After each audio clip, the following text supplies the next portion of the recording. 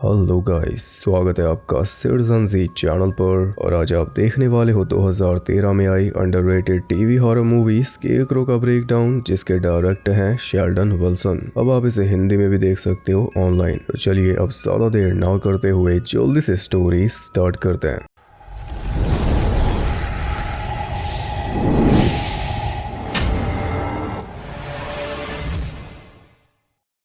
Movie start होती है एक कॉर्नफील्ड में, जहां पर एक जवान कपल पहुंचा हुआ है, चैड और मार्सी। इनके दोस्त टाइलर और निकी भी यहां पर आने वाले हैं, तो उनसे पहले ये पहुंच गए उन्हें डराने के लिए। चैड एक डरावना सा मास्क भी लेकर आया है। पहले वो फील्ड के बीच में खड़े हुए स्केरक्रो के पास पहुंचे, फिर वहां से सीधा गए बॉन्ड के अंदर। सीढ़ी से दोनों एक साथ ऊपर चढ़ रहे थे, तभी सीढ़ी टूट गई और बीच में जो चेन्स लटकी हुई थी वो भी गिर पड़ी, जिस वजह से फ्लोर टूट गया और ये दोनों फ्लोर के भी नीचे जा गिरे। चैड तो सही सलामत था, लेकिन मार्सी की थाई बुरी तरह फट चुकी थी, फ्लोर के प्लैंक्स में फंसकर। थाई का इतना बुरा हाल देखकर वो कुछ ऐसा बोलती है। चोट लग गई।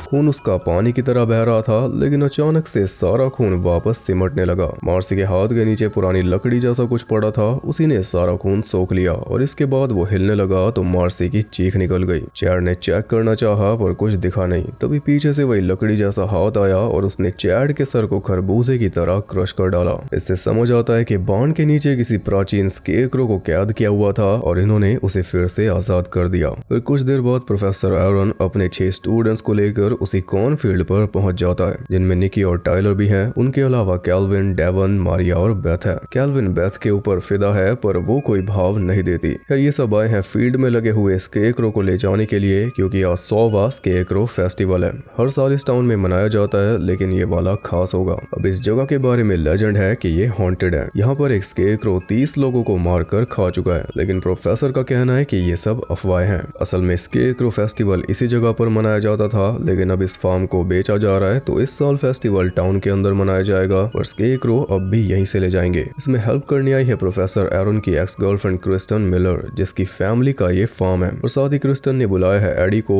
एरन का पुराना दोस्त जो दुश्मन है, क्योंकि पहले ये क्रिस्टन का बॉयफ्रेंड था। समझ रहे हो ना हालात क्या है। एडी को देखकर एरन भी फूक गया और एरन को देखकर एडी भी वापस जाने लगा, लेकिन उसका ट्रक स्टार्ट ही नहीं हुआ। और क्रिस्टन जो है वो कुछ सालों पहले टाउन छोड़कर शहर में चली गई थी, क्योंकि इसके सपने बड़े थे, लेकिन अब ये पूरी तरह कंगाल हो चुकी है, इसलिए वापस आई है फार्म बेचने। साथ ये चाहती है कि एरन फिर से इसके साथ रिलेशन में आ जाए, पर ये रिलेशन से निकला ही कब। क्रिस्टन अचानक ही इसे छोड़कर चली गई थी। उस दुख से उभरने में भी इसे 2 साल लगे थे, और अब ये वापस आकर ऐसा शो कर रही है जैसे कुछ हुआ ही नहीं। तो पहले इसने एडी का काटा, फिर एडी के बेस्ट फ्रेंड एरन का काटा, और ऐसा करके दोनों को जानी दुश्मन बना दिया। सेम टाउन में रहकर ये एक दूसरे का चेहरा तक नहीं देखते, सिर्फ इसकी वजह से, जबकि ये तो टाउन से चली गई थी। पर अब अचानक कहीं से आकर ये बोल रही है कि तुम दोनों बच्चों के जैसा बर्ताव मत करो। वाह। मेन बात यह है कि आज भी दोनों इसके लिए हाजिर हैं। एक तरफ एरन बिछा जा रहा है, तो दूसरी तरफ एडी भी एक ही बार बुलाने पर आ गया। खैर, इसी बीच निकी ने बस में से चाबी निकाल ली, और जिस बॉक्स में एरन ने इन सब के फोन्स रखे हुए थे, उस बॉक्स को खोलकर अपना और टाइलर का फोन निकाल लिया। ये दोनों अपने में लगे हुए थे, तो सारे स्टूडेंट्स फील्ड में चले गए स्केरक्रो के पास, लेकिन कुछ देर बाद ही चिल्लाने की आवाज आने लगी। इन्होंने जाकर देखा कि कैल्विन स्केरक्रो के साथ बंधा हुआ था, और ये काम किया निकी और टाइलर ने। फिलहाल दोनों फरार हैं। वो सब कैल्विन को फ्री करने में लग गए कि तभी अचानक बेथ को कोई खींच कर ले गया। क्रिस्टन, एडी और एरन उसे बचाने भागे, और जाते जाते एरन इन तीनों को बोल कर गया कि कहीं जाना मत, लेकिन कैल्विन फिर भी चला गया।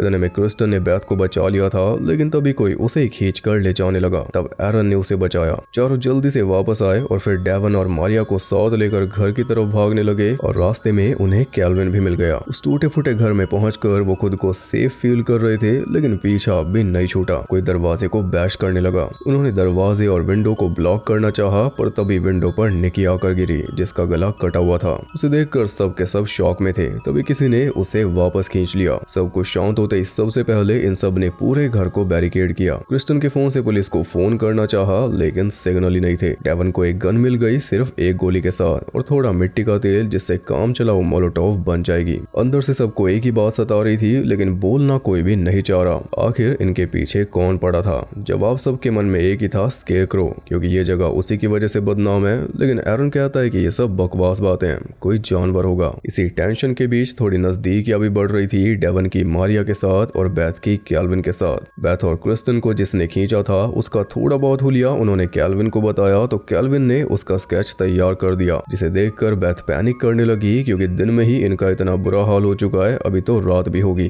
तब ये कैसे बचेंगे। इस घर में बैठे रहना मौत को दावत देने के बराबर है, इन्हें यहाँ से निकलना होगा। इसके लिए इन्हें बस चाहिए जो इन्हें मिलने नहीं वाली, क्योंकि बस की चाबियां निकी ले गई थी। क्रिस्टन की कार ब्लॉक्ड है, यानी निकलने का सिर्फ एक ही साधन है, एडी का ट्रक, जो कि स्टार्ट नहीं हो रहा था। और एरन उसे स्टार्ट करने का रिस्क लेगा क्योंकि और कोई चारा है नहीं। ट्रक को स्टार्ट करके ये सीधा हेल्प लेने जाएगा, बाकी सबको यहीं पर वेट करना होगा। सब के सब नहीं जा सकते क्योंकि ट्रक पीछे से ओपन है, इनकी जान को खतरा हो सकता है, तो एरन सिर्फ अपनी जान को खतरे में डालेगा। लेकिन बेथ को ये प्लान पसंद नहीं आया। बाकी सब मरते हैं तो मरे, ट्रक में उसे जाना है, पर इतनी हिम्मत भी नहीं है कि खुद भागकर बाहर चली जाए। तो इस काम के लिए उसने नए नए फंसाए हुए प्यादे को मैनिपुलेट करना स्टार्ट किया, कैल्विन को, और वो उसकी बातों में झट से आ गया। इससे पहले कि एरन बाहर जाता, विंडो से निकलकर कैल्विन चला गया, लेकिन ट्रक स्टार्ट हुआ ही नहीं। इतने में स्केयरक्रो उसके पास पहुंच गया और यहाँ पर हम भी उसे ठीक से देख पाए। एडी ने एक लौती गोली उस पे चला दी जो कि बैकफायर कर गई। क्रिस्टन मोलोटोव लेकर बाहर आई, पर तब तक स्केयरक्रो कैल्विन को मार चुका था। क्रिस्टन ने उसकी तरफ मोलोटोव फेंकी, जिससे वो तो बच गया, लेकिन ट्रक नहीं बच पाया। सबके सब बाहर आ चुके थे और अब वापस अंदर भी नहीं जा सकते क्योंकि एंट्री पर तो स्केयरक्रो आ चुका है। अब बस एक ही जगह जा सकते हैं, उस बांड के अंदर। सबके सब भागे, तभी ट्रक ब्लास्ट हो गया और उनके जाते ही स्केयरक्रो ने कैल्विन को खाना शुरू कर दिया। इधर बांड में पहुंचे तो इनके वजन से फ्लोर और टूट गया और सबके सब नीचे जाकर पड़े, जहां पर मार्सी की बची कुची लाश मिली और ऊपर लटकी हुई टाइलर की। एक जगह से निकलते हैं तो दूसरी जगह फंस जाते हैं। अगर इस गड्ढे में ऐसे ही पड़े रहे तो बड़ी आसानी से शिकार बन जाएंगे, जो इन्हें नहीं बनना। तो रस्सी को एक प्लैंक से बांधकर उन्होंने ऊपर फेंक कर अटकाया, फिर उसके सहारे एक एक करके सब बाहर निकल आए। इतने में एक पुलिस वाला भी वहां पर पहुंच गया ट्रक के ब्लास्ट की वजह से। ये सब हाथों में हथियार लेकर उसके पास जाते हैं उसे वार्न करने, पर तभी स्केयरक्रो जमीन में से निकल आता है। ऑफिसर उसे गोली मारते हुए घर के अंदर चला गया और ऑफिसर के पीछे पीछे वो भी। फिर बस ऑफिसर की चीखें सुनाई दी। हिम्मत करके एरन, एडी और क्रिस्टन भी अंदर पहुंचे क्योंकि वहां से निकलने के लिए उन्हें पुलिस कार की चाबी चाहिए थी। अंदर गए तो पुलिस वाले की लाश मिली, जिससे चाबी तो ले ली, पर तभी स्केयरक्रो ने क्रिस्टन को दबोच लिया। इतने में पुलिस कार के अंदर से शॉटगन लेकर डेवन घर में पहुंचा और वो स्केयरक्रो को मारने पर उतारू हो गया, जबकि गोलियों से उसका कुछ बिगड़ता नहीं, उल्टा उसने डेवन को ही खत्म कर दिया। फिर ये पांचों कार में बैठकर वहां से निकल गए, लेकिन रास्ते में स्केयरक्रो इनके सामने आ गया। उससे टकराकर कार सीधा एक पेड़ में जाकर क्रैश हो गई। एडी बुरी तरह जख्मी हो चुका था और कार का फ्यूल टैंक भी लीक हो रहा था। क्रिस्टन ने अपनी शर्ट उतार कर दी, जिससे एरन ने एडी की ब्लीडिंग रोकनी चाहिए, लेकिन रोक नहीं पा रहा था। अब कम से कम उन्हें मरने की टेंशन नहीं थी क्योंकि स्केयरक्रो को उन्होंने कार से ठोककर मार दिया,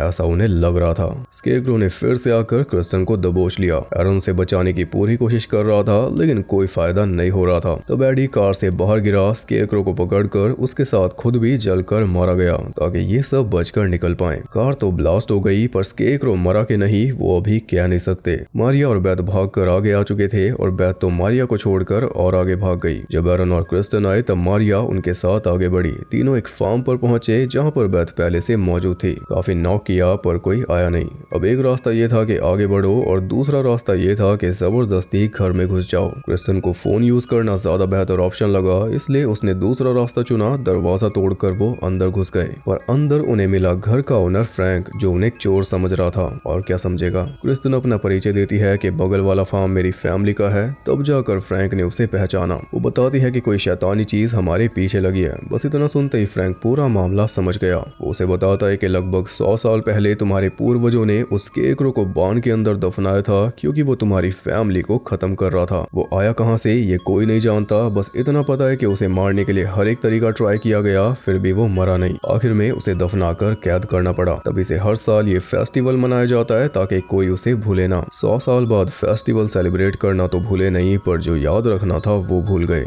इस पूरे ज्ञान के बाद क्रिस्टन ने पुलिस को फोन मिलाना चाहा, लेकिन फोन डेड था, इसके पुराने बॉयफ्रेंड की तरह। अचानक से बाहर कुत्ते भौंकने लगे तो फ्रैंक भी बाहर चल दिया और जाते जाते बोल कर गया कि क्रिस्टन के पास जो रहेगा वो मरेगा, क्योंकि स्केयरक्रो का असली शिकार यही है। इसकी पूरी फैमिली को खत्म करना उसका मोटिव है। जो बीच में आएगा वो फ्री में मारा जाएगा। बेचारा एडी। ये बोलकर वो बाहर तो चला गया, लेकिन बाहर जाते ही खुद भी मारा गया। बीच में से ही हाथ निकाला स्केयरक्रो ने। खैर अंदर कर बेथ क्रिस्टन के ऊपर चिल्ला रही थी कि तेरी ही वजह से ये सब हो रहा है। बेथ कहती है कि हमें क्रिस्टन को हैंड ओवर कर देना चाहिए तभी हम बच पाएंगे, और कोई माना नहीं तो वो एक चाकू लेकर खुद ही बाहर चली गई। फिर इन तीनों को एक हाई फाई ट्रैक्टर मिल गया जिसपे सवार होकर ये निकलने वाले थे कि तभी बेथ के चिल्लाने की आवाज आने लगी। क्रिस्टन उसकी हेल्प करने गई तो उल्टा उसने क्रिस्टन के गले पर चाकू रख दिया। फिर स्केरक्रो को बुलाया तो वो भी एक ही झटके में आ गया। ये देखकर एरन ने स्केरक्रो के ऊपर रस्सी फेंकी और फिर उस रस्सी को ट्रैक्टर के श्रेडर में डाल दिया, जिससे स्केरक्रो श्रेडर के अंदर खींचने लगा, पर जाते जाते साथ में वो बेथ को भी ले गया।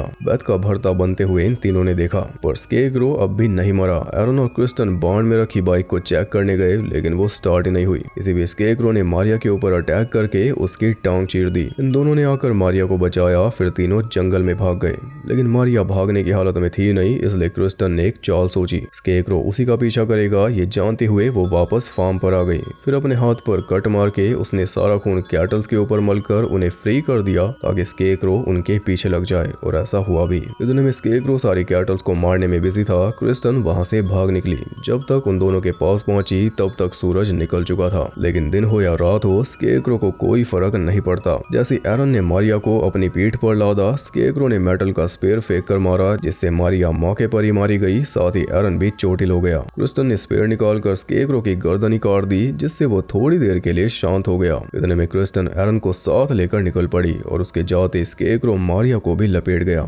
चलते चलते ये दोनों बोट ग्रेवयार्ड तक पहुंचे, जहां पर इन्हें एक लाइफ बोट दिख गई। इन्होंने सोचा कि वहां के वर्कर से मदद लेंगे, लेकिन उसका तो पूरा फेस ही फटा हुआ था, यानी स्केरक्रो इनसे पहले पहुंच गया। अब की बार सामना होता है तो एरन उसे लेकर पानी में कूद जाता है। यहाँ पर क्रिस्टन को ऐसा लग रहा था कि एरन भी मारा गया, अब वो अकेली बची है। अपनी सेफ्टी के लिए उसने कुल्हाड़ी उठा ली, लेकिन थोड़ी देर बाद एरन उसे शिप के अंदर पड़ा हुआ मिला। क्रिस्टन उसे उठाना चाह रही थी कि तभी स्केरक्रो ने अपना हाथ उसके आर पार करके उसे भी मौत के घाट उतार दिया। गुस्से में क्रिस्टन स्केरक्रो को शिप के नीचे ले गई, जहां पर आग लगाकर वो खुद तो वापस ऊपर आ गई, लेकिन स्केरक्रो को नीचे ही बंद कर दिया जैसे इसके पूर्वजों ने किया था। बस इसने एक एक्स्ट्रा चीज की कि स्केरक्रो समेत पूरे शिप को ब्लास्ट कर दिया। अब तो वो पक्का मर गया होगा, या फिर शायद नहीं, लेकिन मूवी यहीं पर एंड हो गई।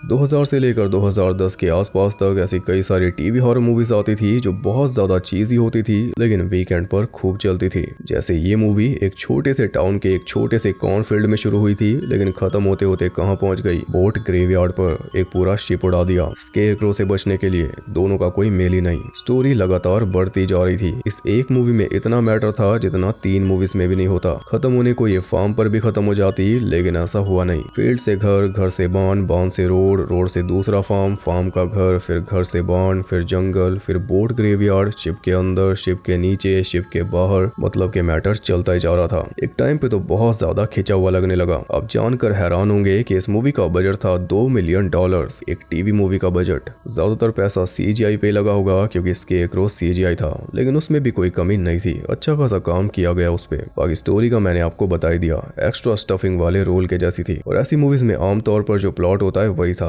कुछ ऐसा नया नहीं था। स्केरक्रो कहां से आया, क्यों आया, क्रिस्टन की फैमिली को मारने में क्यों जुटा, वो भी अगर बताते तो कुछ बात बनती। उसके पूर्वजों ने किसी के साथ बुरा कर दिया था तो उसने पूरी फैमिली को श्राप दे दिया, ऐसा भी कुछ अगर बता देते तो भी चल जाता। पर इस पे जोर दिया ही नहीं। जोर दिया इस पे कि स्टोरी को कैसे खींचना है। टाउन से निकलकर फार्म पर गए, उसके बाद टाउन को भूल ही गए, सीधा समुद्र किनारे पहुंच गए। अब आप बताइए आपको मूवी कैसी लगी। मैंने बोला था कि स्केरक्रो वाले सब जॉनरा पे अलग से प्लेलिस्ट बनाऊंगा, इसलिए बीच बीच में ये वीडियोस आती रहेंगी। अगर पर्सनली आप किसी स्केरक्रो मूवी का ब्रेकडाउन देखना चाहते हो तो कमेंट करके उसका नाम बता सकते हो। बाकी वीडियो पसंद आई तो लाइक करना, और ऐसी और इंटरेस्टिंग वीडियोस देखने के लिए चैनल को सब्सक्राइब करके बेल नोटिफिकेशन को ऑल पर सेट कर लो ताकि दबी हुई नोटिफिकेशन आजाद हो जाए। और ज्यादा कनेक्टेड रहने के लिए आप मुझे इंस्टाग्राम पर फॉलो कर सकते हो, वहां आपको बहुत कुछ जानने के लिए मिल जाएगा, और साथ ही बाकी जगहों पर भी जिनके लिंक्स आपको मिल जाएंगे नीचे। मैं आपसे जल्दी मिलूंगा अगली वीडियो के साथ, तब तक के लिए सबको बाय।